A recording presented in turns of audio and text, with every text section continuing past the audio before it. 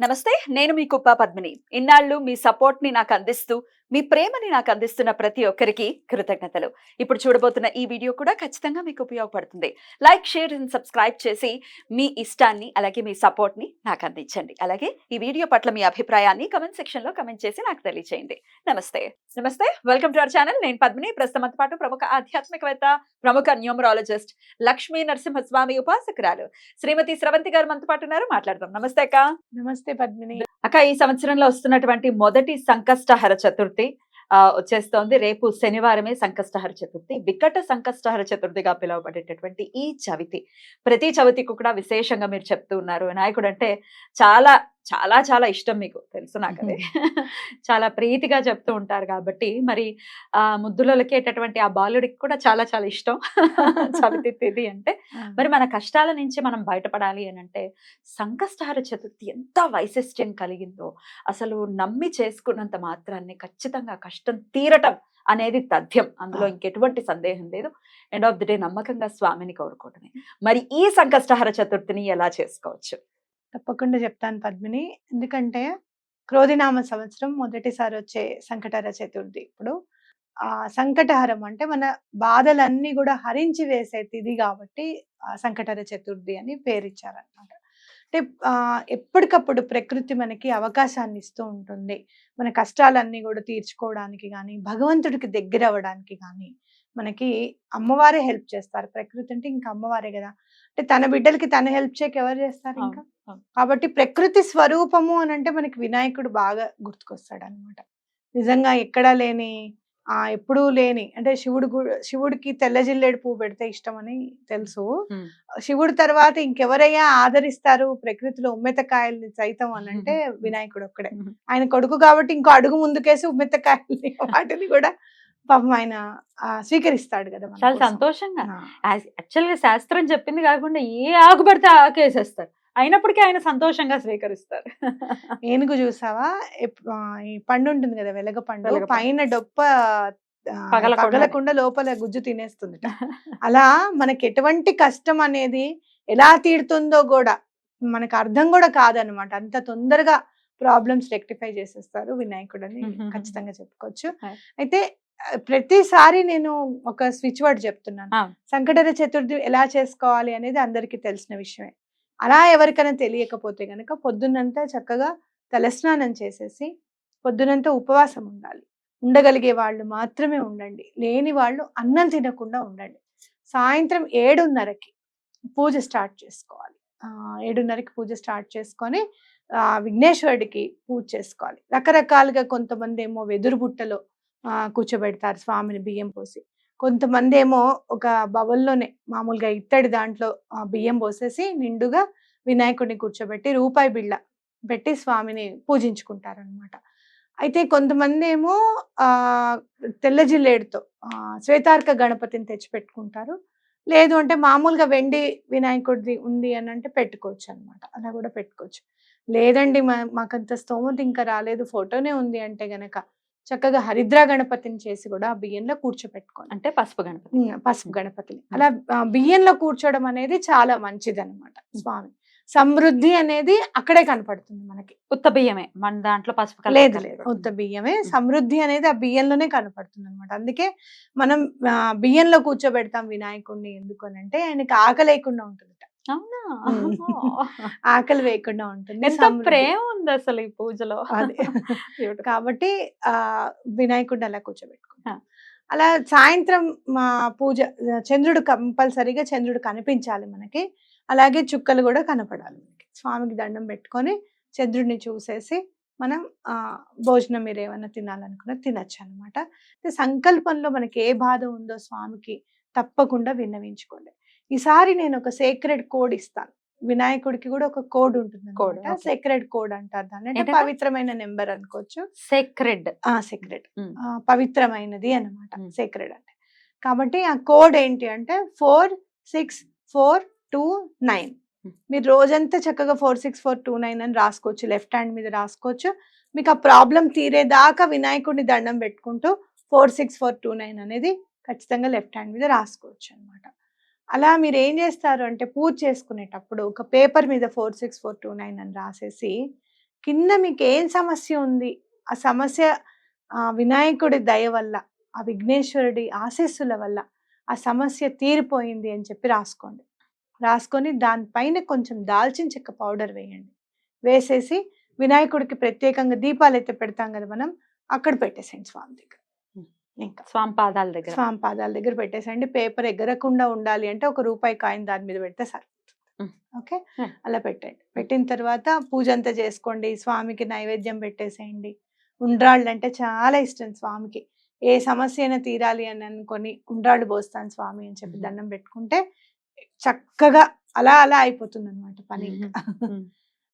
తప్పకుండా అలా దండం పెట్టుకోండి. నెక్స్ట్ డే మార్నింగ్ ఏం చేస్తారు అని అంటే, ఏదైతే మనం దాల్చిన చెక్క పౌడర్ వేసామో ఆ పౌడర్ని తీసేసి వాటర్లో కలిపేసి చెట్లలో వేసేసేయండి. అది మీ ఇంట్లో ఉన్న చెట్లైనా పర్వాలేదు, బయట చెట్లైనా పర్వాలేదు, ఏ చెట్టు అయినా పర్వాలేదు అనమాట. తప్పకుండా మీ కోరిక తీరుతుంది. అది అద్భుతం అక్క, అలా తీరాలి. అయితే ఈ ఒకవేళ సంకష్టహర చతుర్థికి పూజ ఏది ఏం చేయట్లేదు, ఉపవాసం ఉండట్లేదు, అయినప్పటికీ ఇలా మీరు చెప్పినట్టు విధంగా లెటర్ రాసుకుని పెట్టుకోవటం చేయొచ్చా? చేయొచ్చు.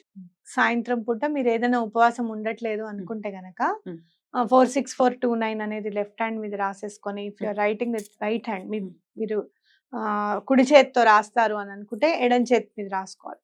మీరు ఎడం చేతితో రాసేవాళ్ళు ఎడం చేతి వాటం ఉంది, ఎడం చేతితోనే మీరు రాస్తున్నారు అంటే రైట్ సైడ్ రాసుకోవాలన్నమాట. ఆ 46429 రాసుకొని అలా దండం పెట్టుకొని ఒక పేపర్ మీద రాసి 46429 అని రాసి కింద మీ సమస్య రాసి తీరిపోయింది అని అనుకొని, ఆ విఘ్నేశ్వరుడికి తప్పకుండా దీపం మాత్రం వెలిగించాలి. ఇందులో దీపం వెలిగించి తప్పకుండా దాల్చిన చెక్క పౌడర్ అనేది ఆ పేపర్ మీద వేసేసేయండి. చక్కగా నెక్స్ట్ డే మీరు ఏదన్నా కానీ నీళ్ళల్లో వేసేయచ్చు అనమాట. బ్యూటిఫుల్ అక్క.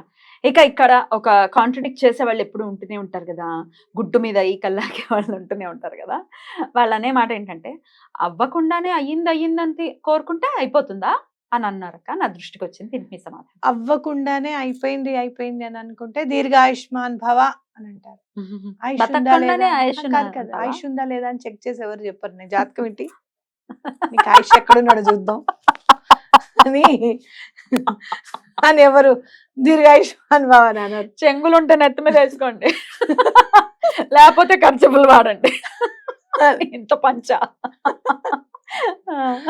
ఎవరు అన్నారు. బ్రతకాలి చక్కగా, నిండు నూరేళ్లు చక్కగా ఉండాలి అనుకొని నిండు మనస్సుతో ఆశీర్వదిస్తాం. God bless you. బ్లెస్ చేస్తాడా లేదా ఒక నిమిషం ఉండి ఆయన కనుక్కుని చెప్తాను ఎవరన్నారు. తప్పకుండా ఏదైనా కూడా అయ్యింది అని అనుకోవడము లేదు. మన ఇంట్లో వస్తువులు ఏమన్నా ఉన్నాయి, నిండుకున్నాయి బియ్యం అని అంటే ఎందుకు అనుకోవాలి? నిండుకున్నాయి అనుకుంటే నింటా ఉంటాయని. అయిపోయాయి మన పెద్దవాళ్ళు.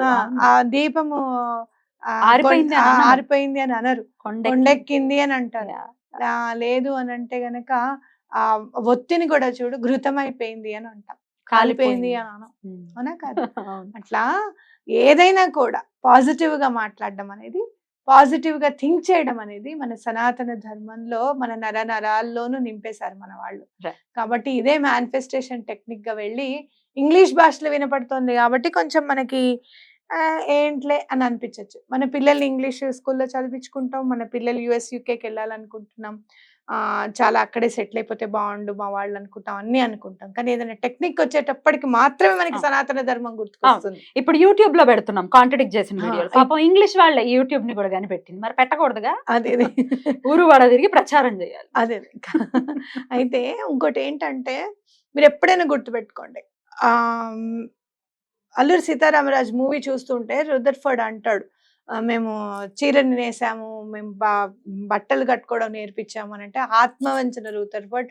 మీరు బట్టలు నేసే టైంకి ఇక్కడ అగ్గిపెట్టెలో చీరని నేసి అగ్గిపెట్టెలో మడత పెట్టడం అంత అలాంటి మెత్తడి చీరని నేసారు, ఇక్కడ ఏం మాట్లాడుతున్నావు నువ్వు అని చెప్పి అంటారనమాట అల్లూరి సీతారామరాజు గారు. అంటే ఏంటి, సనాతన ధర్మం మేనిఫెస్టేషన్ టెక్నిక్స్ అనేవి ఇక్కడి నుంచే నేర్చుకున్నారు తప్పకుండా. అదేమి ఇది కాదు, వేరేది కాదు. అయితే కొన్ని గ్రంథాలు మనం ఎప్పుడప్పుడు చూస్తూనే ఉంటున్నాం, వింటూనే ఉంటాం.